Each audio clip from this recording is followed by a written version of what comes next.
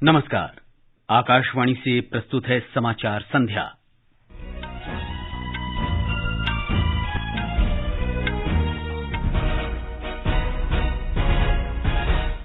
प्रधानमंत्री नरेंद्र मोदी ने आयुर्वेद को प्रोत्साहन देने के लिए डेटा आधारित दस्तावेजीकरण पर बल दिया। श्री मोदी ने गोवा से 3 राष्ट्रीय आयुष संस्थानों का वर्चुअल माध्यम से उद्घाटन किया। प्रधानमंत्री ने महाराष्ट्र में 75,000 करोड़ रुपए से अधिक लागत की कई विकास परियोजनाओं का लोकार्पण किया। सुखविंदर सिंह सुक्खू ने हिमाचल प्रदेश के मुख्यमंत्री के रूप में शपथ ली। भूपेंद्र पटेल कल दूसरी बार गुजरात के मुख्यमंत्री पद की शपथ ग्रहण करेंगे और मुंबई में दूसरे महिला T20 क्रिकेट मैच में ऑस्ट्रेलिया ने भारत को 188 रन का लक्ष्य दिया।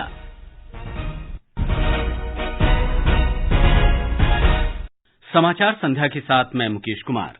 प्रधानमंत्री नरेंद्र मोदी ने आज शाम गोवा से 3 राष्ट्रीय आयुष संस्थानों का ऑनलाइन उद्घाटन किया। ये संस्थान उत्तरी गोवा के धारगल में अखिल भारतीय आयुर्वेद संस्थान, उत्तर प्रदेश के गाजियाबाद में राष्ट्रीय यूनानी चिकित्सा संस्थान और दिल्ली के नरेला में राष्ट्रीय होम्योपैथी संस्थान हैं। ये आयोजन 9वें विश्व आयुर्वेद सम्मेलन और आरोग्य प्रदर्शनी 2022 के अवसर पर किया गया। प्रधानमंत्री ने कहा कि ये तीनों संस्थान आयुष स्वास्थ्य देखभाल प्रणाली को और गति देंगे। उन्होंने कहा कि आयुर्वेद केवल उपचार नहीं बल्कि आरोग्य है जो हमें जीना सिखाता है। श्री मोदी ने कहा कि आयुर्वेद और योग भविष्य की नई उम्मीद हैं जिसे पहले अनदेखा कर दिया गया था। उन्होंने कहा कि आयुष उद्योग 7 गुना बढ़कर लगभग 1.5 लाख करोड़ रुपए का हो गया है। प्रधानमंत्री ने आयुर्वेद को प्रोत्साहन देने के लिए डेटा आधारित सबूतों के दस्तावेजीकरण पर बल दिया। आज हमें डेटा बेस्ड एविडेंसेस का डॉक्यूमेंटेशन करना अनिवार्य है। इसके लिए हमें लंबे समय तक निरंतर काम करना होगा। हमारा जो मेडिकल डेटा है, जो शोध है, जो जर्नल्स है, हमें उन सबको एक साथ लाकर आधुनिक वैज्ञानिक पैरामीटर्स पर हर क्लेम को वेरीफाई करके दिखाना है। भारत में बीते वर्षों में इस दिशा में लार्ज स्केल पर काम हुआ है। प्रधानमंत्री ने गोवा के मोपा में मनोहर अंतर्राष्ट्रीय हवाई अड्डे का भी उद्घाटन किया। प्रधानमंत्री ने गोवा के लोगों को नए हवाई अड्डे की शुभकामनाएं देते हुए कहा कि गोवा के लोगों के प्रेम और आशीर्वाद के बदले में वो उन्हें विकास देंगे। उन्होंने कहा कि लोगों की आवश्यकताओं को पिछले कई वर्षों से अनदेखा किया गया है। श्री मोदी ने कहा कि गोवा में एक अन्य हवाई अड्डे की मांग काफी समय से की जा रही थी। अभी यहाँ साल में करीब 40 लाख यात्रियों को हैंडल करने की सुविधा है। आने वाले समय में ये क्षमता 3.5 करोड़ तक पहुंच सकती है। इस एयरपोर्ट से निश्चित रूप से पर्यटन को बहुत लाभ होगा। 2 एयरपोर्ट होने से कार्गो हब के रूप में भी गोवा के लिए संभावनाएं बहुत बढ़ गई हैं। फल सब्जी से लेकर फार्मा प्रोडक्ट्स के एक्सपोर्ट को इससे बहुत बल मिलेगा। इससे पहले आज प्रधानमंत्री ने महाराष्ट्र में 75,000 करोड़ रुपए लागत की कई विकास परियोजनाओं का उद्घाटन किया। श्री मोदी ने नागपुर और शिरडी को जोड़ने वाले समृद्धि महामार्ग के पहले चरण का लोकार्पण किया। करीब 55,000 करोड़ रुपए की लागत से बनाया जा रहा 701 किलोमीटर लंबा ये एक्सप्रेस वे महाराष्ट्र के 10 जिलों से होकर गुजरेगा। प्रधानमंत्री ने कहा कि इससे हर क्षेत्र के लोगों को काफी सुविधा मिलेगी। श्री मोदी ने कहा कि अमृतकाल में राज्यों की प्रगति से देश का विकास होगा। श्री मोदी ने कहा कि शॉर्टकट की राजनीति देश के लिए खतरा है।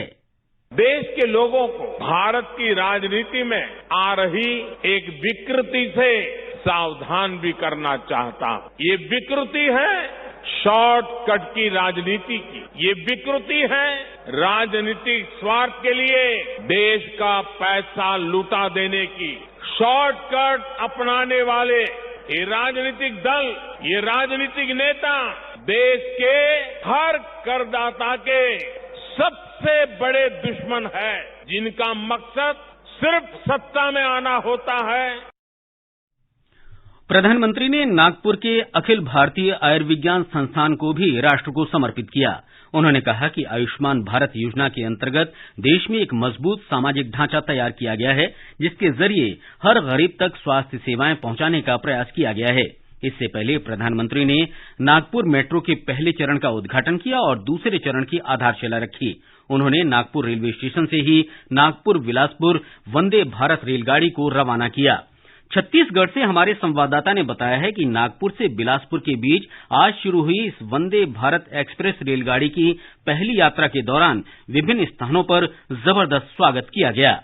वंदे भारत एक्सप्रेस आज पहले दिन जब छत्तीसगढ़ के विभिन्न रेलवे स्टेशनों पर पहुंची तो वहां इसकी एक झलक पाने के लिए लोगों में खासा उत्साह देखा गया। राजनांदगांव, दुर्ग, रायपुर और बिलासपुर रेलवे स्टेशनों पर सांसदों, विधायकों और अन्य जनप्रतिनिधियों के साथ ही आमजनों ने इस ट्रेन का जोरदार स्वागत किया। यह ट्रेन शनिवार को छोड़कर सप्ताह में 6 दिन चला करेगी और यात्रा का एक चरण करीब 5.5 घंटे में पूरा करेगी। इस सेमी हाई स्पीड ट्रेन में स्वचालित दरवाजों और जीपीएस आधारित ऑडियो विजुअल सूचना प्रणाली के साथ ही सभी अत्याधुनिक सुविधाएं उपलब्ध हैं। विकल्प शुक्ला, आकाशवाणी समाचार, रायपुर। ये समाचार हमारी वेबसाइट newsonair.com/hindi और हमारे mobile app news on AIR पर भी उपलब्ध हैं। अमृतकाल में विकसित भारत के विराट संकल्प से जुड़ा है हर देशवासी। तेजी से विकसित बनते भारत के विकास को निरंतर गति देने में हमारे करदाताओं का है अहम योगदान। इसकी एक महत्वपूर्ण कड़ी है आपका एडवांस टैक्स।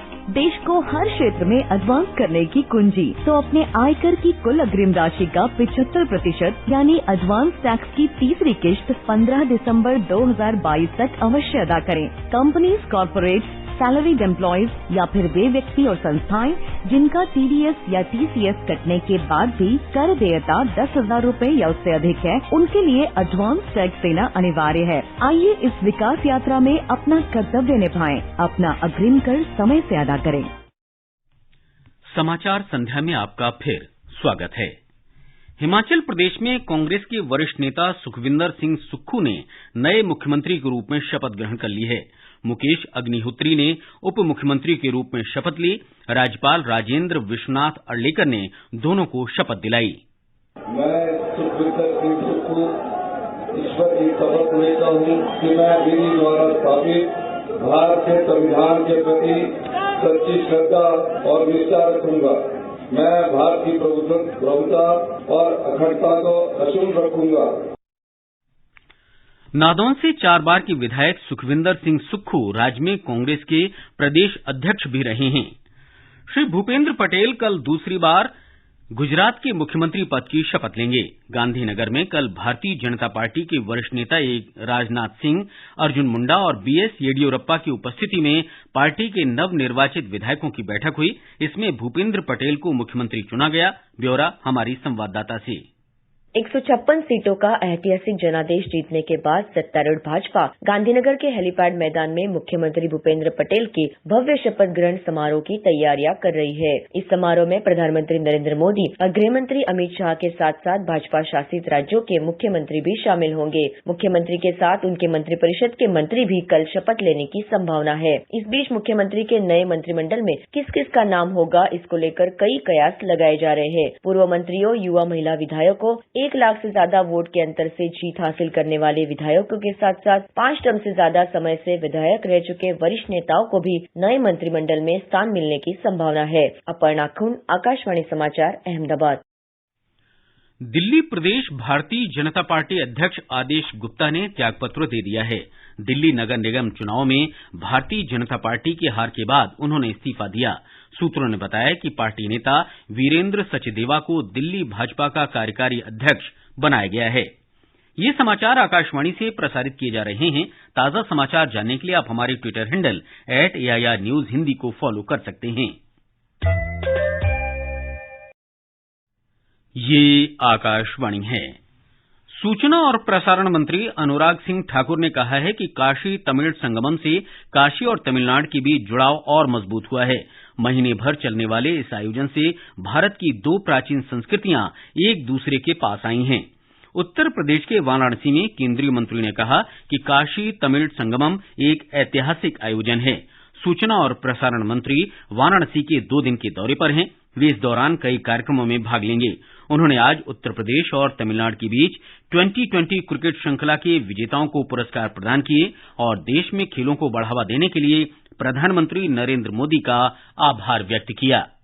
सबसे जरूरी है आज की युवा पीढ़ी को जुड़ना, और युवा पीढ़ी या कला संस्कृति से या खेल से जुड़ती है तो मैं धन्यवाद करता हूं प्रधानमंत्री नरेंद्र मोदी जी का, जिन्होंने खेलों का आयोजन भी काशी तमिल संगम में कराने का अवसर हम सबको दिया। कौन हारता है कौन जीतता है इसका फर्क नहीं पड़ता, हमें एक दूसरे को जानना है, एक दूसरे को पहचानना है। विदेश मंत्री डॉक्टर सुब्रमण्यम जयशंकर ने कहा है कि भारतीय समाज में मंदिरों की महत्वपूर्ण भूमिका रही है। डॉक्टर जयशंकर ने आज वाराणसी में भारतीय समाज में मंदिरों की भूमिका पर आयोजित एक कार्यक्रम में कहा कि मंदिर भारतीय संस्कृति और इतिहास के संरक्षक हैं। ये मंदिर कला और शिल्प को प्रोत्साहित करने वाले ज्ञान के केंद्र हैं। सूचना और प्रसारण राज्य मंत्री एल मुरुगन ने भी काशी तमिल संगमम को एक भारत श्रेष्ठ भारत की अभिव्यक्ति बताया।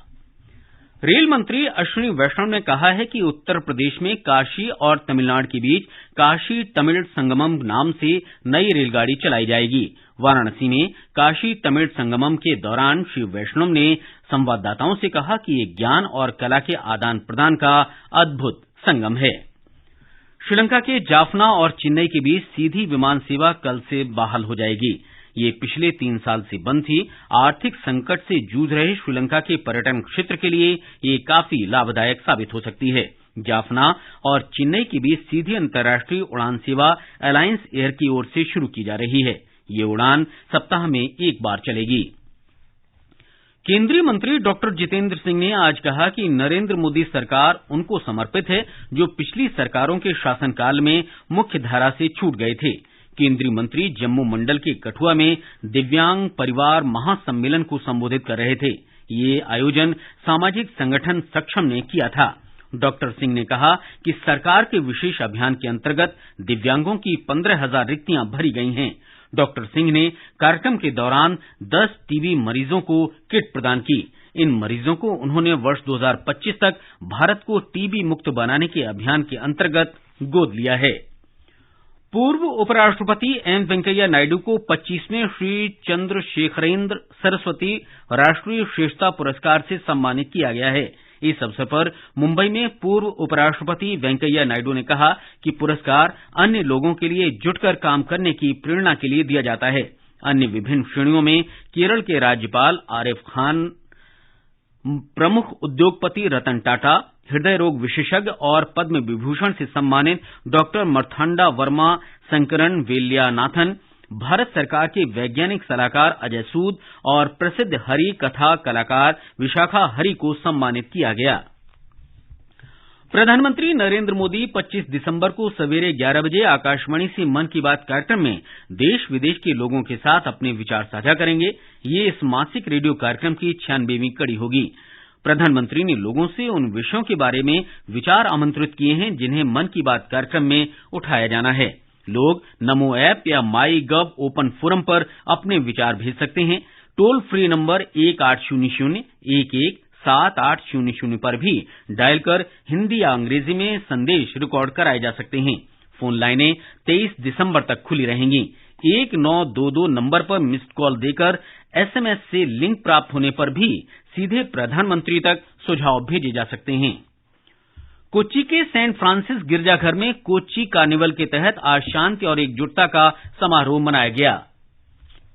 मुंबई में ऑस्ट्रेलिया के साथ दूसरे 2020 अंतर्राष्ट्रीय क्रिकेट मैच में भारत की महिला टीम ने 188 रन के लक्ष्य के जवाब में ताजा समाचार मिलने तक 4 ओवर में बिना किसी नुकसान के 31 रन बना लिए हैं। इससे पहले ऑस्ट्रेलिया की टीम ने निर्धारित 20 ओवर में 1 विकेट पर 187 रन बनाए। अंत में मुख्य समाचार एक बार फिर। प्रधानमंत्री नरेंद्र मोदी ने आयुर्वेद को प्रोत्साहन देने के लिए डेटा आधारित दस्तावेजीकरण पर बल दिया। श्री मोदी ने गोवा से 3 राष्ट्रीय आयुष संस्थानों का वर्चुअल माध्यम से उद्घाटन किया।